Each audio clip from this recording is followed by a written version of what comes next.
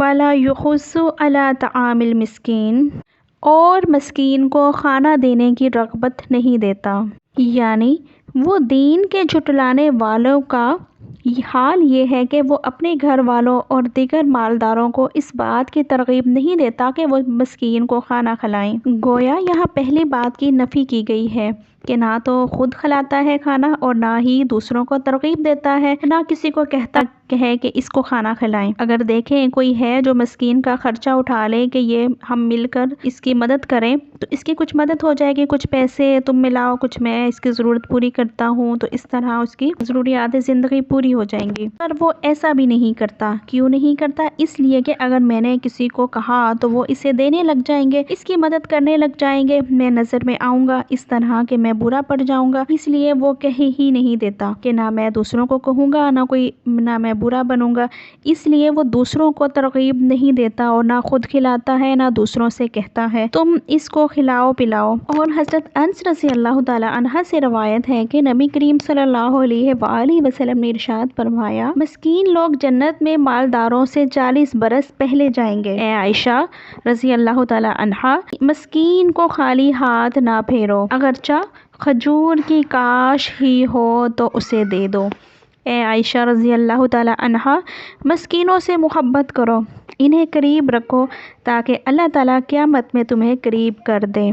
Foil للمصلین، تو ان نمازیوں کے لیے خرابی ہے۔ یہ آیت اور اس کے بعد والی آیت میں ارشاد فرمایا گیا ہے کہ ان نمازیوں کے لیے خرابی ہے جو اپنی نماز سے غافل ہیں۔ اس سے مراد منافقین ہیں۔ جب وہ لوگ تنہا ہوتے ہیں تو نماز نہیں پڑھتے جبکہ ان پر نماز فرض ہوتی ہے، اور جب وہ لوگوں کے سامنے ہوتے ہیں تو نمازی بنتے ہیں، اپنے آپ کو نمازی ظاہر کرتے ہیں اور انہیں دکھانے کے لیے اٹھ بیٹھ لیتے ہیں، اور حقیقت یہ ہے کہ یہ لوگ نماز سے غافل ہیں۔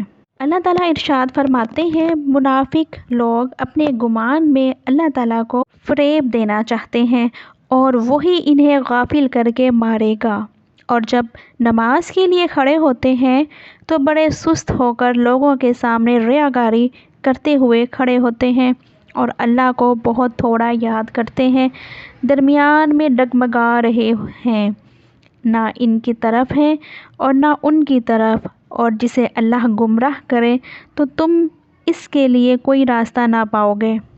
یاد رہے کہ نماز سے غفلت کرنے میں یعنی کبھی نماز پڑھ لینے اور کبھی چھوڑ دینے سے بھی بچنا ضروری ہے، اور یہ خاص منافقوں کا وصف ہے۔ نماز میں غفلت کرنا یعنی نماز کے دوران ان دیگر کاموں کے بارے میں سوچ بچار کرنے لگ جانا، شیطان کے وسوسوں کو قبول کر لینا وغیرہ، اس سے بھی بچنے کی کوشش کرنی چاہیے، اگرچہ اس کی شناعت یعنی برائی کم ہے۔ الذین ھم عن صلاتہم ساہون، جو اپنی نماز سے غافل ہیں۔ نماز سے غفلت کی چند صورتیں ہیں، جیسے پابندی سے نہ پڑھنا، صحیح وقت پر نہ پڑھنا، فرائض اور واجبات کو صحیح طریقے سے ادا نہ کرنا، شرعی عذر کے بغیر باجماعت نماز نہ پڑھنا، نماز کی پرواہ نہ کرنا، تنہائی میں قضا کر دینا اور لوگوں کے سامنے پڑھ لینا وغیرہ۔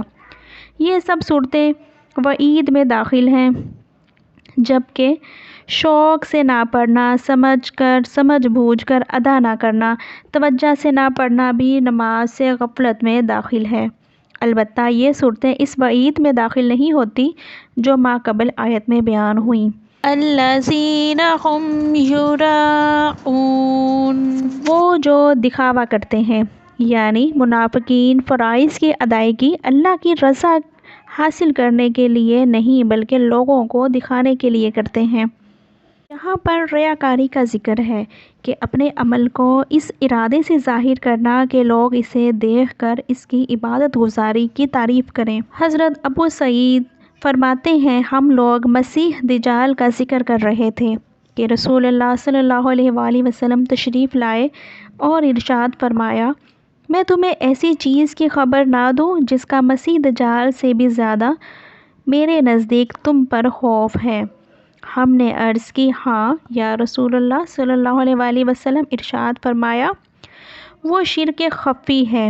آدمی نماز پڑھنے کھڑا ہوتا ہے تو اس وجہ سے طویل کرتا ہے کہ دوسرا شخص اسے نماز پڑھتا ہوا دیکھ رہا ہے، یعنی اس میں بھی ریاکاری ہے۔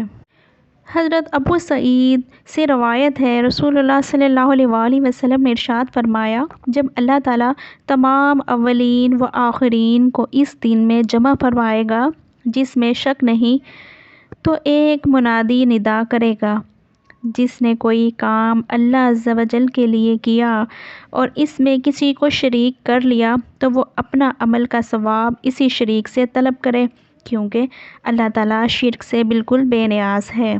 یاد رہے، اپنی نیت کو درست رکھتے ہوئے فرض عبادات کی بجا آوری اعلانیہ کرنی چاہیے، تاکہ لوگ فرض عبادت چھوڑنے کی اس پر تہمت نہ لگائیں، اور نفلی عبادات پوشیدہ کرنی چاہیے کیونکہ ان کی تہمت لگنے کا اندیشہ نہیں۔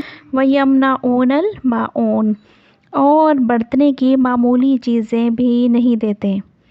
اس سے پہلی آیت میں خالق کے ساتھ معاملہ بیان کیا گیا ہے، اب یہاں سے مخلوق کے ساتھ ان کا طرز عمل بیان کیا جا رہا ہے کہ اگر ان سے برتنے کی کوئی معمولی چیز جیسے سوئی، ہنڈیا، پیالہ، نمک، چینی، آٹا وغیرہ مانگے تو بخل کرتے ہوئے انہیں نہیں دیتے۔ حضرت عائشہ صدیقہ رضی اللہ تعالی عنہا فرماتی ہیں، میں نے عرض کی، یا رسول اللہ صلی اللہ علیہ وآلہ وسلم، کون سی چیز ہے جس کا منع کرنا حلال نہیں؟ ارشاد فرمایا، پانی، نمک اور آگ۔ میں نے عرض کی، یا رسول اللہ صلی اللہ علیہ وآلہ وسلم، پانی کو تو ہم سمجھ گئے، مگر نمک اور آگ کا یہ حکم کیوں ہے؟ ارشاد فرمایا، اے حمیرہ، آپ صلی اللہ علیہ وآلہ وسلم حضرت عائشہ کو پیار سے حمیرہ کہتے تھے، جس نے کسی کو آگ دی، اس نے گویا اس آگ سے پکا ہوا سارا کھانا خیرات کیا، اور جس نے کسی کو نمک دیا، اس نے گویا سارا وہ کھانا خیرات کیا جسے اس نمک نے لذیذ بنایا، اور جس نے کسی مسلمان کو ایک گھونٹ پانی پلایا جہاں پانی عام ملتا ہو، اس نے گویا غلام آزاد کیا، اور جس نے مسلمان کو وہاں ایک گھونٹ پانی پلایا جہاں پانی نہ ملتا ہو، اس نے گویا اسے زندگی بخشی۔